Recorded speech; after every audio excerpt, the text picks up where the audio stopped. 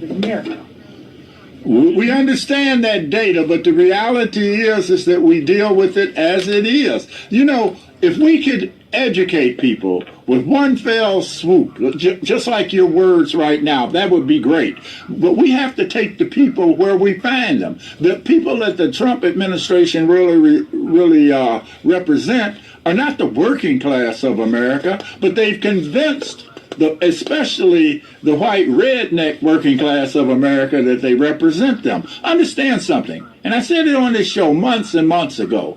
The Trump campaign was a white power movement. Those folks knew what they were getting when they voted for Trump. It didn't matter if he mocked the disabled, talked about a woman's menstrual cycle, or whatever he did. They didn't care because they knew white power trumped all.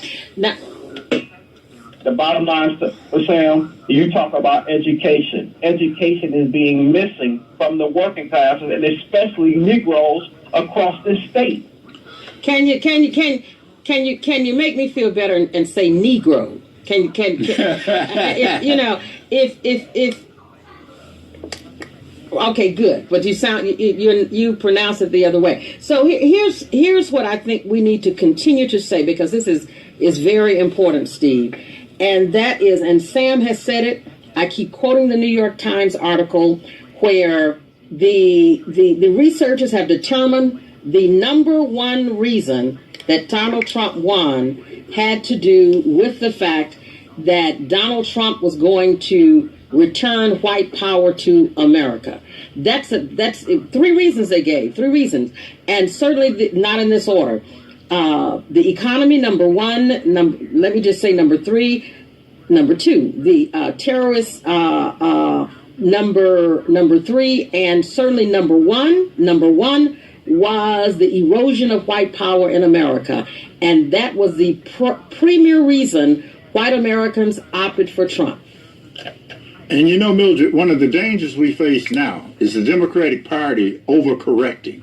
For example, the fact that those thousands of Democrats convened in Warren to discuss saving health care, again, ignoring Detroit, America's poorest and blackest city, where you're more likely to die sooner than any other city in America. That's Detroit.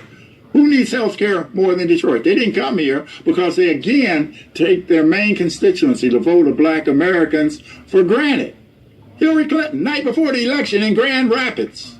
Hillary Clinton, day or 2 before the election in Eastern Market, where Virgie Rollins can feel comfortable walking past me on the phone saying, in a very haughty manner, saying, I'm talking to the secretary. Like that meant something. Our good friend, Wendell Anthony, giving the best church speech you could give to an all-white audience at Eastern Market. The votes the Democratic Party needed, they are again ignoring in a very smug manner. You know, the Democratic Party must at this hour decide where it's going and who's going with it. And I don't know where the leadership is going to come from. I don't know if the former president is going to allow them to try to get their acts. I don't know what's going to happen here, Sam.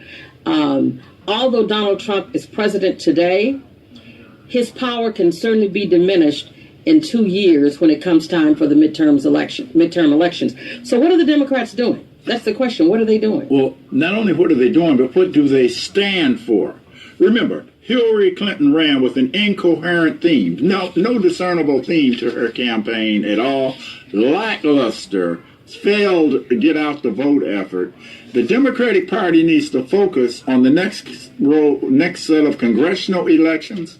And if you can turn out all of those multitudes of women and supporters for what they did last weekend all over the nation, then certainly they ought to be able to focus in on turning out a vote in targeted congressional districts. You have to improve your ground game, Democratic Party. You need new leadership, or existing leadership must have an infusion of new talent. Again, Mildred, we talked about it here on your show. We talked about before how the Democratic Party in Michigan, for example, was using the same people. They couldn't deliver for Hillary against Bernie, so why did you leave them in a leadership position to try to deliver against Trump? We said it here on your show that Donald Trump would win Michigan, and I was scoffed at when I said that. Smoke cleared, Trump had won. I got mad with you when you said it. I'll be very. Yeah, I know. And certainly that was very early on in the campaign, and I said it as late as last evening. Nothing's going to come out of this state good for the average citizen of Michigan until the state Democratic Party is revamped, the Detroit City Clerk's office is revamped. You can do all the great work, but if those two things are not in play at the level on which they should be, it's all for naught. We're going to talk some more about this. If you have a comment, we certainly welcome you to give us a call here at the Mildred Gaddis Show. 568-1200 is our number, 568-1200. We want you to weigh in here with Sam Riddle, Political Action Director for the National Action Network. Stay with us. Gams loves your home business, but it takes more than love to run an office. It also takes office. I wish I knew how that was looking. I could